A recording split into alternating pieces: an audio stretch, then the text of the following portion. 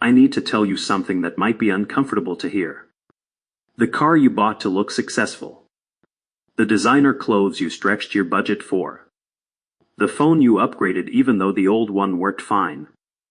The vacation you posted that you're still paying off. None of that made you rich. In most cases, it's the exact reason you're not rich yet. And here's the part that really stings. The people who are actually wealthy, the ones with real net worth, real investments, real financial freedom, almost never look like it. Meanwhile, the people who look the most successful on the outside are very often drowning in debt to maintain that appearance. This isn't a coincidence. It's a predictable pattern with a name, real research behind it, and a psychological trap that catches almost everyone at some point. If you're ready to hear the harsh truth about why looking rich is different from being rich, hit the subscribe button and give this video a thumbs up if this helps. Let's start with the research that exposes this entire illusion. Thomas Stanley, author of The Millionaire Next Door, spent decades studying actual American millionaires. And what he discovered surprised almost everyone, including financial professionals. The majority of self-made millionaires lived in modest homes, drove ordinary cars, often older models, and avoided visible luxury almost entirely. Meanwhile, people who appeared wealthy through expensive cars and designer brands frequently had little to no actual net worth once you accounted for debt. Stanley coined a term for this. He called these high-spending, low-net-worth individuals under-accumulators of wealth. People who earn a respectable income but convert almost all of it into visible status symbols instead of invisible financial security. The data is consistent, decades later, across multiple studies. Visible wealth and actual wealth are frequently inversely related. The flashier the lifestyle, the more likely there's a mountain of debt quietly holding it up.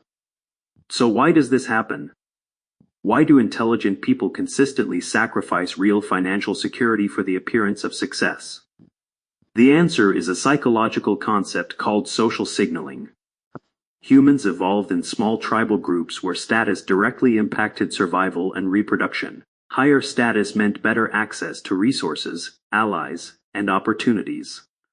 Your brain still runs that exact same program today, except status used to be demonstrated through tangible community contribution.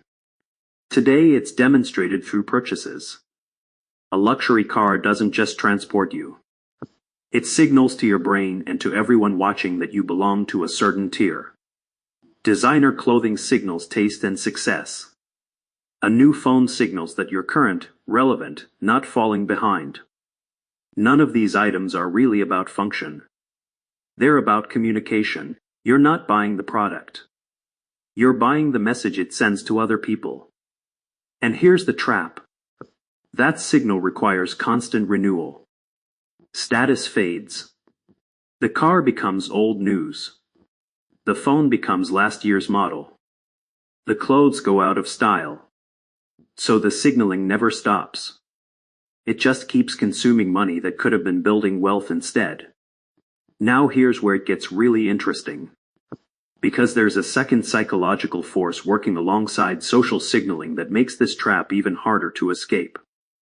It's called the Diderot effect, named after the French philosopher Denis Diderot, who wrote an essay describing how receiving one beautiful new item made his entire surrounding environment feel inadequate by comparison. He got a fine new robe, and suddenly his old furniture, his old desk, even his old home felt embarrassing next to it. So he replaced those two. One purchase triggered an entire cascade of additional purchases just to maintain visual consistency. This happens constantly in modern life. You buy a nicer car, and suddenly your house looks outdated by comparison. You renovate your kitchen, and suddenly your living room furniture looks shabby next to it. Each purchase doesn't satisfy desire. It creates new gaps that demand to be filled. This is precisely why lifestyle inflation accelerates instead of staying contained. One upgrade doesn't stand alone. It quietly demands several more. So what's the actual cost of all this? Let's do real math. Imagine someone spends an extra $800 monthly maintaining visible status, a nicer car payment, designer purchases, frequent upgrades, compared to someone living modestly and investing that difference instead.